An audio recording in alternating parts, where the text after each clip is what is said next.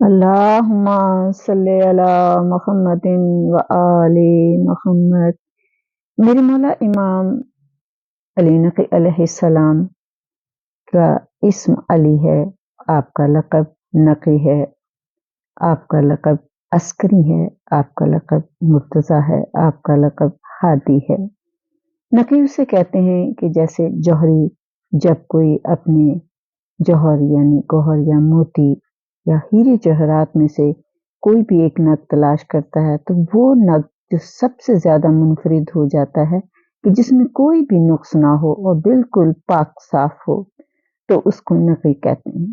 میرے مولا امام نقی علیہ السلام کا لقب نقی ہے۔ آپ وہ ہستی ہیں کہ جو کمالات اور معجزات کے مظہر ہیں، لیکن آپ کا دور بہت زیادہ سخت تھا، مشکل تھا، اس لیے کہ متوکل جیسا ظالم دوسرا یزید تھا۔ اس نے میرے مولا کے اوپر ظلم کرنے کے لیے ہر روز کوئی نیا نیا طریقہ سوچتا تھا۔ ایک دن اس نے مولا کو بلایا اور بلکہ پیغام بھیجا کہ کل ہم نے جلوس لے کر جانا ہے اور آپ نے بھی آنا ہے، اس میں شرکت کرنی ہے۔ میرے مولا خاموش ہو گئے کیونکہ وہ سخت گرمیوں کے دن تھے، اور پھر اس نے یہ عام اعلان کر دیا تھا کہ جو جلوس جائے گا اس میں سب لوگ اچھے لباس پہن کر آئیں، یعنی تمام اپنے درباریوں کو بلایا تھا، سفیروں کو بلایا تھا، لیکن سب کو یہ حکم کر دیا گیا تھا کہ جو کوئی بھی ہے وہ سواری پر بیٹھ کر نہیں آئے گا۔ جب میں سواری پر بیٹھوں گا اور صرف میرا وزیر فتح بن خاقان جو ہے وہ سواری پر بیٹھے گا، آپ سب لوگ پیدل چلیں گے۔ اور اس نے یہ اعلان کے ساتھ یہ بھی کہہ دیا تھا کہ جتنے بھی سادات ہیں وہ بھی میرے اس جلوس میں آگے آگے چلیں گے۔ تو تمام لوگ تیار ہو کے آ گئے، لیکن سخت گرمی کا وقت تھا، سخت پریشان تھے کہ اس گرمی میں یہ ہمیں یہ کہہ رہا ہے کہ آپ پیدل چلیں۔ تو متوکل کا ہی ایک غلام تھا جس کو زرافہ کہتے ہیں، لیکن وہ مولا سے انس رکھتا تھا، محبت رکھتا تھا۔ اس نے بھی یہ بات سنی۔ تمام لوگ بہترین لباس اور پوری زیب و زینت کے ساتھ ظاہر جلوس میں آئے کہ اس وقت کے حاکم کا حکم تھا، اور اپنی سواریوں کو وہ کسی ایک جگہ باندھ دیتے تھے اور خود پا پیادہ وہ چلتے تھے۔ کوئی شخص بھی اس کے جلوس میں سواری پہ نہیں تھا، صرف فتح بن خاقان اور یہ متوکل تھا۔ لوگ مجبوراً آئے اور حسب مراتب ان دونوں کی سواری کے آگے آگے پا پیادہ چلنے لگے۔ وہ دن سخت گرمی کا تھا اور سادات کے لوگ بھی اس میں شامل تھے، جس میں میرے مولا علی نقی بھی شامل تھے۔ گرمی کی زحمت کی وجہ سے آپ کو سخت مشقت برداشت کرنی پڑ رہی تھی۔ آپ سید زادے تھے، آپ وقت کے امام تھے، ظاہر ہے اتنی سخت گرمی تھی۔ اور پھر وہ جس گھوڑے پہ سوار تھا کیا کہتا تھا کہ گھوڑے کو کبھی تیز تیز دوڑاتا تھا اور امام کو کہتا تھا کہ آپ بھی تیز تیز چلیں اور دوڑیں۔ آپ کو یہ تمام وقت خفت محسوس ہوتی تھی، شرمندگی محسوس ہو رہی تھی، دل میں آپ سوچ رہے تھے کہ کس قدر یہ میرے ساتھ بدتمیزی کر رہا ہے، لیکن آپ صبر کے ساتھ چلتے رہے اور ہوتے ہوئے آخر یہ دربار میں پہنچ گئے۔ جب دربار میں پہنچ گئے تو میرے مولا جب دربار پہنچے ہیں تو آپ کے پاؤں سوج چکے تھے اور آپ کا چہرہ پسینے سے بھرا ہوا تھا، لباس پسینے میں تر تھا۔ تو زرافہ کہتا ہے جو کہ اس کا غلام تھا، نوکر تھا، وہ آپ کے پاس آیا اور کہنے لگا میں شرمندہ ہوں، آپ سید ہیں، آپ امام ہیں، جو مشقت و زحمت اس ظالم اور سرکش کے ہاتھوں آپ کو اٹھانی پڑ رہی ہے، یہ خدا کی قسم مجھے بالکل اچھا نہیں لگا، اور میں اس وقت بے شک اس کا غلام ہوں، اس کا کام کرتا ہوں، لیکن مجھے بالکل اچھا نہیں لگا۔ اور اس نے آپ کے ساتھ بڑا ظلم کیا ہے۔ اور وہ کہتا ہے کہ میں نے اپنا رومال نکالا اور میں نے مولا کا پسینہ صاف کیا اور پھر میں نے مولا کو اپنے ہاتھوں کا سہارا دیا۔ تو میرے مولا نے آسمان کی طرف دیکھا اور آسمان کی طرف دیکھا کیا میں ناقہ صالح سے میرا درجہ کم نہیں؟ کیا میں ناقہ صالح نہیں؟ ناقہ صالح مجھ سے زیادہ مکرم اور عظیم القدر نہ تھا۔ کہتا ہے کہ جس وقت مولا نے یہ بات کی تو آپ نے آسمان کی طرف دیکھا کہ جیسے خدا سے شکوہ کر رہے ہوں کہ دیکھ باری تعالیٰ یہ میرے ساتھ کس قسم کا سلوک کر رہا ہے۔ جب دربار میں پہنچ گئے تو پھر سب کی سواریاں حاضر کر دی گئی تھی، جو لوگ اپنے گھر جانا چاہتے تھے وہ واپس جانے لگے، تو میں بھی مولا کی سواری لے کر آپ کے پاس آیا، آپ کو سواری پر سوار کیا اور میں نے آپ سے کہا کہ مولا چلیے میں آپ کو آپ کے گھر تک چھوڑاتا ہوں۔ میں آپ کو مولا کے گھر تک پہنچانے آیا۔ گھر پہنچ کر آپ سواری سے اترے اور مجھے رخصت کیا، شکریہ ادا کیا۔ جب میں گھر واپس آیا تو وہ کہتا ہے کہ میرے بیٹے کا ایک استاد تھا جو شیعہ اور اہل علم و فضل میں سے تھا۔ مجھے شیعوں سے یا محبان اہل بیت سے، محبان علی سے ایک لگاؤ تھا۔ میری عادت تھی کہ کھانے کے وقت بھی میں اس کو اپنے ساتھ کھانے پر بلا لیا کرتا تھا۔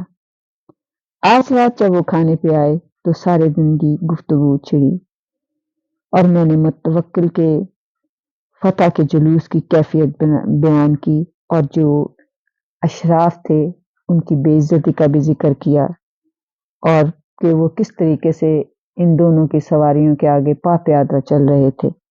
اور پھر میں نے خصوصاً امام علی نقی کو جس حال میں دیکھا وہ میں نے بیان کیا، اور پھر میں نے اس سے وہ بھی بیان کیا کہ جو امام علی نقی نے کہا تھا تو کہ آپ نے فرمایا ہے کہ ناقہ صالح اللہ کے نزدیک مجھ سے زیادہ عظیم القدر نہیں ہے۔ وہ استاد جو میرے ساتھ کھانا کھا رہا تھا یہ سنتے ہی اس نے ہاتھ روک لیا اور کہنے لگا تمہیں خدا کی قسم سچ بتاؤ، کیا تم نے واقعا ان کو یہ فرماتے ہوئے سنا ہے؟ میں نے کہا قسم خدا کی میں نے ان کو یہی کہتے ہوئے سنا ہے۔ تو اس نے کہا اگر ایسا ہے تو پھر جان لو کہ اب متوکل اپنی مملکت میں 3 دن سے زیادہ زندہ نہیں رہ سکتا، وہ ہلاک ہو جائے گا، لہذا تم بھی اپنے امور کی دیکھ بھال کر لو اور جو تمہارے اموال و املاک جو بھی کچھ ہے نا وہ سنبھال لو، کہیں یہ نہ ہو کہ وہ ناگہانی طور پر ہلاک ہو جائے اور تمہارا سارا مال جو تم نے جمع کیا ہے یا جو بھی کچھ تمہارا ہے وہ تباہ ہو جائے اور اس حادثے کی وجہ سے یا اور کسی سبب سے۔ تو میں نے کہا یہ سب باتیں آپ کہاں سے مجھے بتا رہے ہیں؟ تو اس نے کہا کہ کیا تم امام کو نہیں جانتے؟ امام جو کچھ کہتے ہیں سچ کہتے ہیں اور جو انہوں نے کہا ہے وہ سچ ہی ہوگا۔ اور یہ بات سن کے رافع کہتا ہے کہ میں نے تمام اپنے مال و اسباب کا حساب کتاب کر لیا۔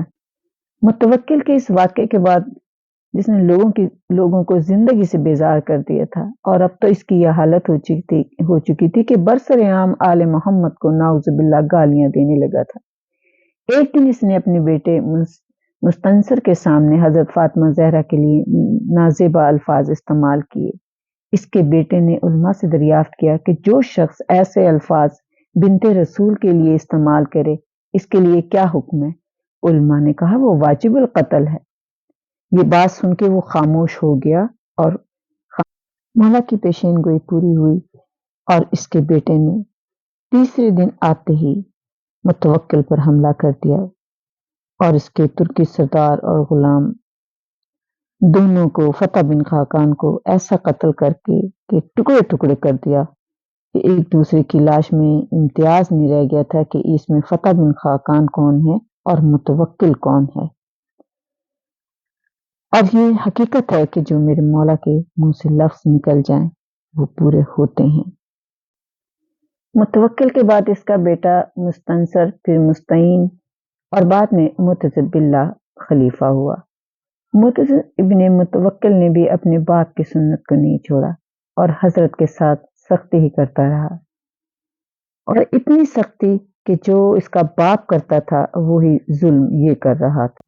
میرے مولا کے پاس محبان اہل بیت آتے رہتے تھے، مولا ان کو درس دیتے تھے جو بھی وقت ہوتا تھا جس طرح سے بھی ہوتا تھا، کوئی ایک آتا تھا تو مولا اس کو پیغام دیتے تھے، پھر وہ آگے پہنچا دیا کرتا تھا۔ آپ کی عمر صرف 41 برس 6 ماہ کی تھی۔ سوائے امام حسن عسکری علیہ السلام کے آپ کے پاس کوئی شخص موجود نہ تھا۔ اس نے جو گھر دیا ہوا تھا اس میں بھی عورتیں علیحدہ رہتی تھیں اور مرد رہتا تھے۔ امام کوئی بھی انسان مرتا ہے اس کو کفن دفن تو ملتا ہے، اپنی قبر خود نہیں بناتا، اور مرنے کے بعد ظاہر ہے کسی قبرستان میں دفن کیا جاتا ہے۔ یہ میرے مولا امام علی نقی علیہ السلام وہ ہستی ہیں کہ جنہوں نے اپنی قبر اپنی زندگی میں ہی کھودی ہوئی تھی۔ آپ فرماتے تھے میرا بیٹا بہت چھوٹا ہے، اور آپ اسی قبر کے نزدیک ہی آپ نماز پڑھا کرتے تھے۔ اہل بیت کے لیے کتنی مشکل ہے، جناب زہرا علیہ السلام کی قبر کا نشان آج تک نہیں ملتا۔ آپ نے بھی کہہ دیا تھا نا مولا علی سے کہ علی میرے جنازے کا اعلان نہ کرنا، میری قبر کا کسی کو نہ بتانا۔ میرے مولا امام حسن عسکری علیہ السلام نے اپنی قبر خود ہی کھودی ہوئی تھی،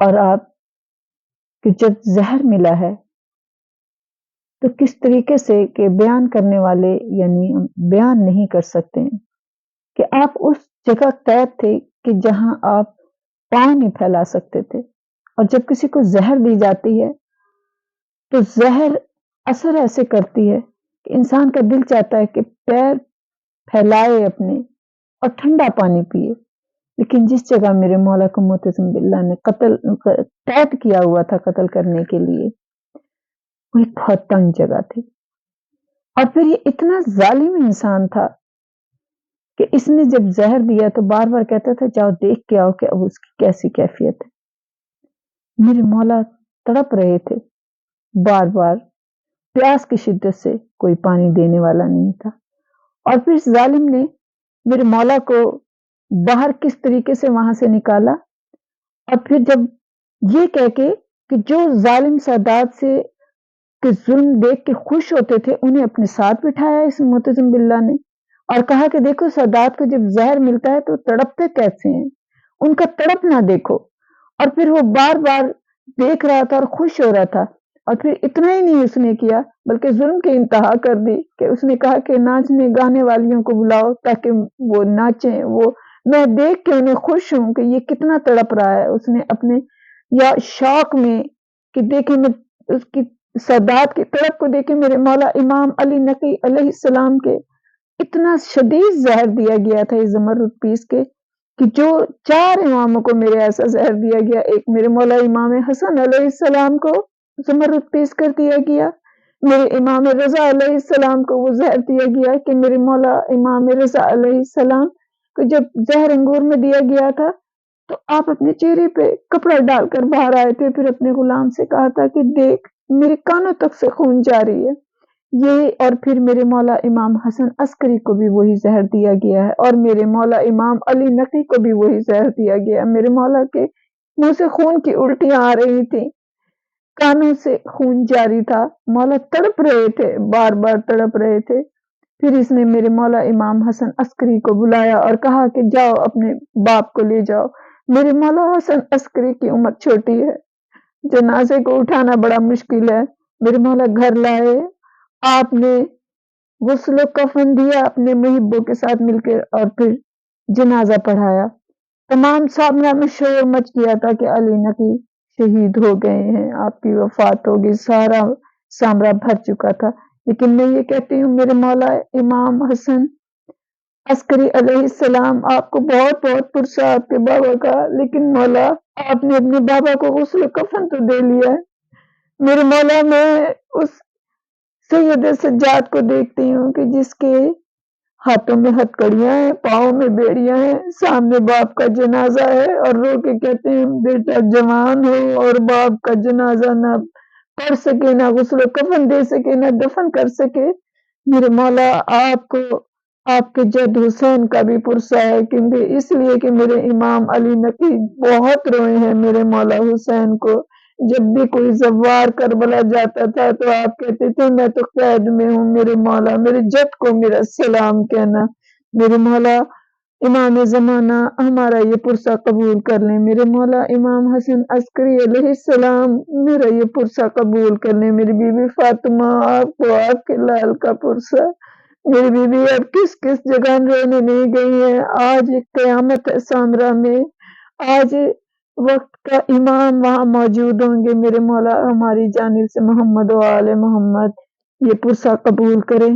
میری بی بی سیدہ بی بی زینب و کلثوم رقیہ جناب ختیجہ جو آپ کی بیٹی اس جنازے پہ ماتم کر رہی ہیں، ہمارا یہ پرسہ قبول کر لینا بحق محمد و آل محمد ہے میرے اللہ، ہمارے اس پرسے کو قبول کر لینا۔ جو مومن اور مومنات اس دنیا سے چلے گئے ہیں ان کے گناہ کبیرہ صغیرہ کو بخش دینا، میرے والدین کے اور میرے بھی گناہ کبیرہ اور صغیرہ کو بخش دینا۔ اللہم صلی علی محمد و آل محمد۔